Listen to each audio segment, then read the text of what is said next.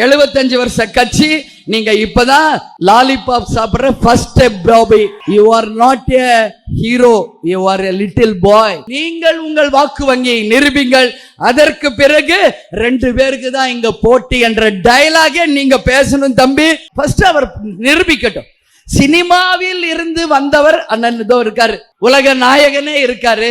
First leg நீங்க வைக்கும் போது எதிராளிகளை நீங்க குறைச்சி மதிப்பிடவே கூடாது. நிச்சயமா சொல்லு, கேப்டன் எப்படி துணிந்து தனித்து களம் கண்டு 2006 11 இடைத்தேர்தல் 2009 தேர்தலை சந்திச்சு தன்னுடைய வாக்கு வங்கியை நிரூபித்தாரோ, அது போல நீங்கள் உங்கள் வாக்கு வங்கியை நிரூபிங்கள். அதற்கு பிறகு 2 பேருக்கு தான் இங்க போட்டி என்ற டயலாகே நீங்க பேசணும் தம்பி. இல்லைன்னா மக்கள் உங்களை ஏத்துக்க மாட்டாங்க.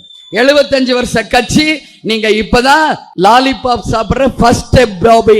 You are not a hero, you are a little boy for the politics அப்படிங்கறத நான் சொல்றேன். அதனால அரசியல் ஒண்ணு இங்க சாதாரண இல்லை. அரசியல் வேறு, சினிமா வேறு. அது ஒரு தொழில், இது சேவை. இது மக்களை அன்றாடம் நாம் நேசிக்க வேண்டும்.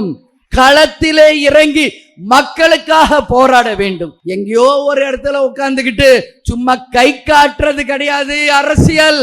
களத்தில் இறங்கி மக்களோட மக்களாக இருந்த தலைவர்கள் தான் அரசியலில் வென்றிருக்கிறார்கள்.